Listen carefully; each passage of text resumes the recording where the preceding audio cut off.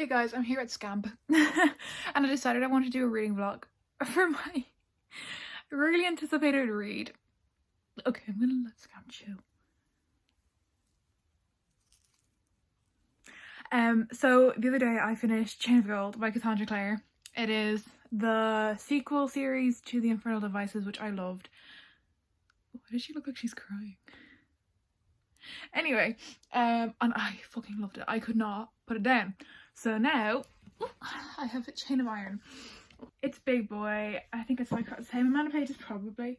Maybe a little less. Yeah, around nearly 600 pages, 570 pages. And it is the second book in the trilogy. I'm so excited. I cannot wait to read this book. Okay, this is gonna be a spoiler-filled vlog, by the way, so if you have not read any of the Cassandra Clare books, if you haven't read these books, stop watching this. First of all, can you read this series without reading the other series? You can read this one if you've read the Infernal Devices, otherwise you're going to spoil the entirety of Infernal Devices for yourself. But I would also recommend reading the Mortal Instruments for context, but it's not really that necessary. And then The Last Hours, the other one, because this is what series is this? What is this called? So this is The Last Hours. The other one is The Dark Artifices. That's what I meant. So you don't have to read The Dark Artifices to read this. I haven't finished The Dark Artifices. So yeah. Anyway, so I'm gonna get started. I have my coffee, my chocolate, water, and my dog. But I do have to go out later, so I won't get to like sit and read this for hours. But I'm gonna get stuck in. I'm on my bed. I just wanted to show you guys how annotated this book is. So I'm gonna explain how I annotated this one. So this is my little annotation set. So every different colour represents something different, and then I have my pen and my highlighter. Sometimes I underline words, sometimes I highlight them, sometimes I write in the margins. I also dog ear my books, so don't come for me, right? Okay, so for this book, I used red for Matthew because he's a red character, blue for James, yellow for keep an eye on, so like little bits that aren't plot but I think are gonna, like, you know, go forward. There's something interesting about them. Green for Cordelia and Lucy. Pink, like bright pink, is plot. So orange is for the merry thieves, so all the boys. And then oh, Carl is for anyone else. So let's get started. Oh my god, it's so beautiful. Also, I crack spines as well. It's just the way I am. I'm quirky like that. Okay. So I'm like 100 pages in now. Remember, this is spoilery, so whatever. So I'm just the part where they got married and they go back to the house and they open the room and Cordelia like is assuming they're gonna have to sleep in the same bed because like they're pretending to be married. And then James is like, "Oh, this is your room," and then my room's just over there. My heart dropped. I just want them to sleep in the same bed. Hello. Ugh. You guys were in love. Like, and the moment that Grace was like, "Oh, I'm gonna, you know, meet me in the library or whatever," and she was gonna take the bracelet off, and then her fucking mother like possesses a maid. I was like, oh, for God's sake, like I don't like Grace, but I was like, at least she like was willing to take the bracelet off, you know what I mean? But yeah, and then Grace is like, "Oh my god, I can't get Risa. Anyway, can't get Risa to take her dress off because then she'll know that her and James aren't sleeping together. So she has to go into James' room, and James has, I was like, and she was like, "He must just be so embarrassed. He must just be blah blah." Bitch. And he's like, "Leave, please." He was definitely panicking. He was like, why do I have a balls ball? He was like, why do I have these feelings about, sorry, I'm so shiny right now. Like, he loves Cordelia. And like in Chain of Gold, you see that. Like, this is so frustrating. Like, so frustrating. I hate this so much. Because it's not like he's possessed. He's just like being controlled. And like, he's still himself, but like if he wasn't himself, the people would notice. But people aren't noticing. Because he didn't even have to brace it off for that long. Oh, this is so frustrating. I wonder how they're going to figure it out. I feel like they're not going to figure out that the bracelet is controlling him until like the end. And then what? And I'm just like, oh, for God's sake. And then, like, what do these wasps or bees or whatever have to do with it? Like, are they gonna be like mechanical? Are they demons? And then, like, the forest, I feel like that's Brooklyn Forest, right? So maybe they have to go into the forest. I'm trying to just decipher what's going on. I don't like reading the summaries of books that I know I'm gonna read, you know what I mean? Like sequels and stuff. I just don't read the summaries. Also, the way I was giving out about it being a collector's first edition, they actually have drawings throughout, which is like really cool. But they're not like the ones in the other one. They're like those kind of portraits. So that's Cordelia with a necklace on. Not sure what that is, but yeah. See, in this edition, or in this book, they have that kind of drawing at the front, which I just think is so nice. I kind of want that kind of drawing in here, but whatever. It's fine, it's fine. It's not that big of a deal, but literally just as I said I didn't know what the necklace meant, I got to the part where James gives Cordelia the necklace. We've talked so much of travel. James said, I wanted to give you the world. I love him so much. When Ariadne described Matthew as Peacock Matthew, who always looked as if he'd just rolled out of an unmade bed piled with silks and velvets. Yeah. That's Matthew. I had this inkling from the beginning when Elias showed up late, but Elias is possessed by Belial, whatever, the demon. Elias is possessed by him. I knew that Sheets for Cortana was weird, and I knew him being in France was weird, and them all being like, where the fuck has he been? And then yeah, and like the mortal body, watching them go into the house, and then the bit is just like when they're leaving Rosamund's party, and the demon appears, and she like reaches for her sword, and then she's like, her palm was stinging. Really? I wonder fucking why. Get a new sheath, bitch. I do not trust what just happened. So Cordelia and Matthew just went to meet Wayland Smith. I don't think that's okay. I don't know what happened there, but she swore loyalty to him. I feel like that was Belial. But then again, I want to believe that it wasn't, but it seemed so easy. It seemed too easy. Cassandra Clare, I have so many bones to pick with you, but that scene with James and Cordelia where she's like, where he's just told her about Grace and them kissing, and then Cordelia is just like, well, I want you to kiss me, like teach her how to kiss.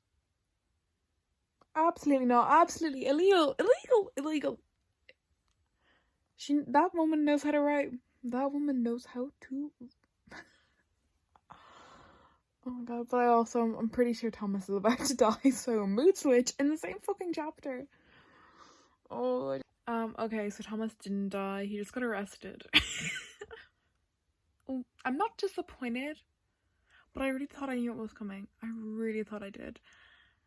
And that's kind of embarrassing.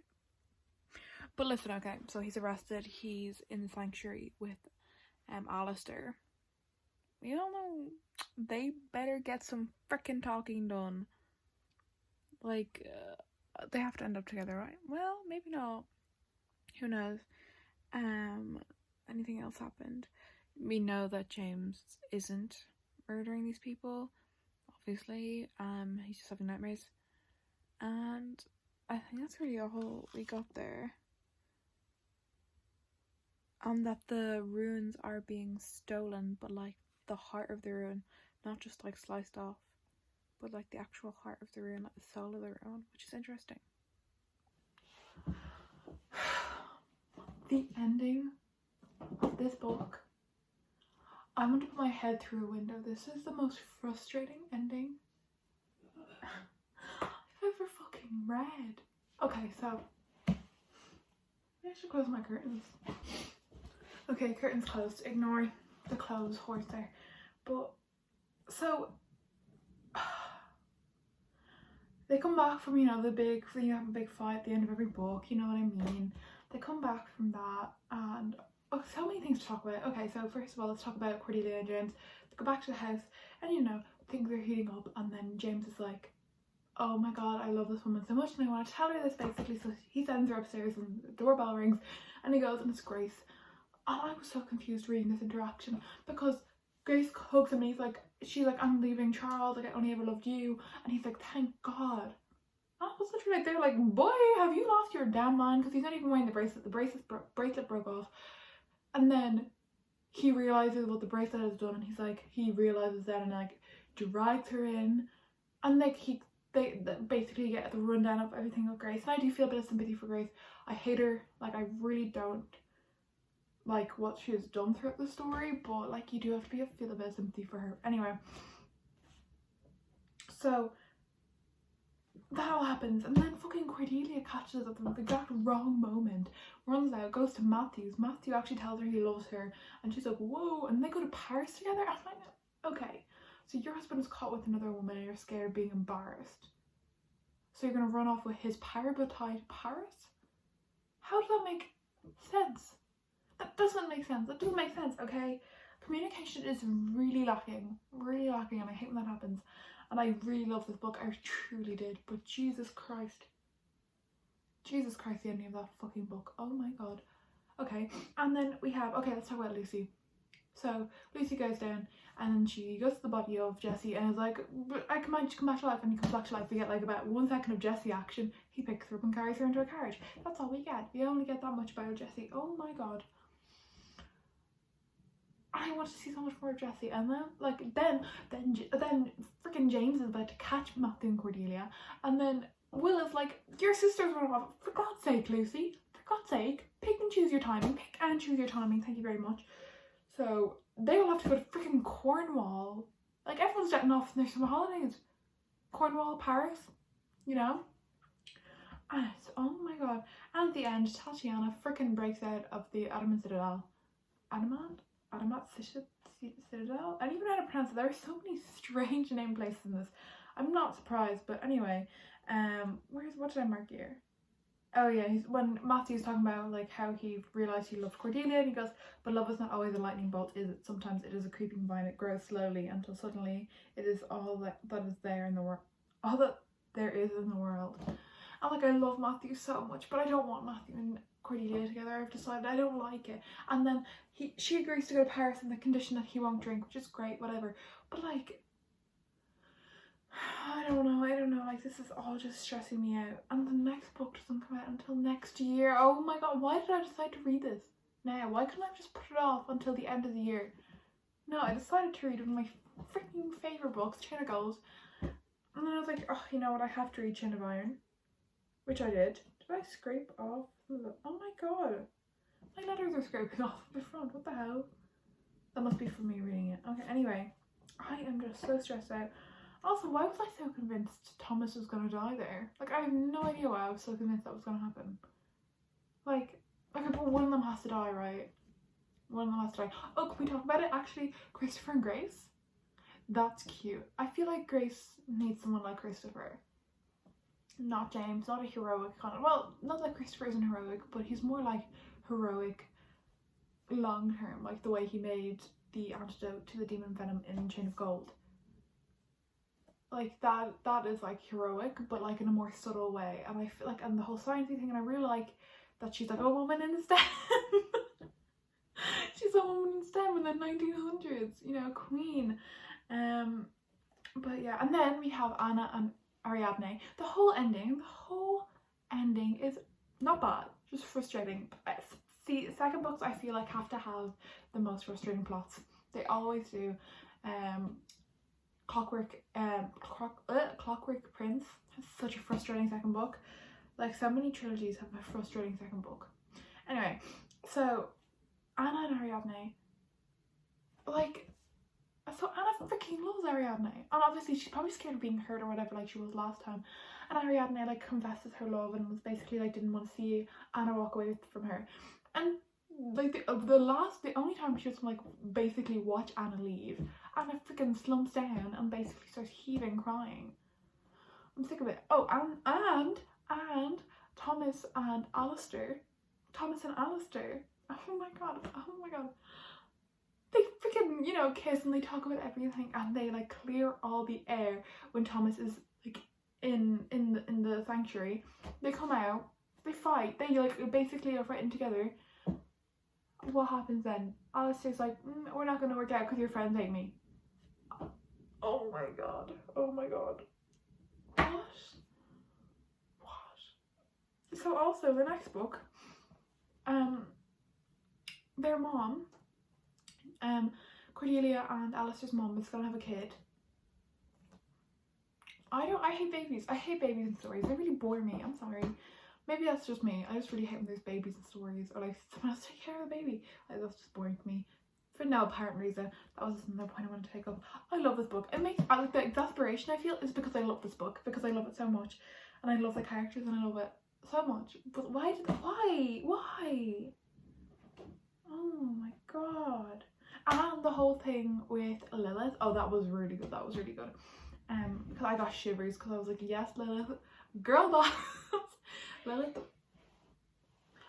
was out here girl bossing it up. She was destroying Princes of Hell. She was literally doing her girl boss duty. And did she gaslight and gatekeep? Also 100%. And there's a lot of things, a lot of technical things going on that I wasn't quite like following sometimes, because I was kind of like, this is kind of weird. But so Jessie is back from the dead, so they had to run off because otherwise they think that Lucy was a necromancer. She's not. She just can command ghosts. So like, I'm really confused. Is Jessie going to be able to age? Because it feels like it's just her. I don't know. I feel like it's just the ghost living in the body. Does that make sense? Like, the body died, and the ghost then comes back in alive. Like, how does that work? Like, obviously the body is in perfect condition and there's been a lot of black magic behind it. I'm kind of like, I feel like it can't be real. I feel like it's gonna be a little bit like Frankenstein, but I don't want it to be. Like, I really don't want it to be, because I've had enough of this like basically mindless stuff. And like when James realized the bracelet had been controlling him, I was like, yes, fantastic, wonderful. And I knew Cordelia was gonna get the wrong end of the stick the minute he started talking to her, to Grace. This book has put me through so many trials and tribulations. I'm gonna go to sleep and okay, not gonna go to sleep, but I'm gonna put my book down. I'm gonna watch Clockwork Reader's reading vlog of Chain of Iron. That's basically what motivated me to finish this tonight.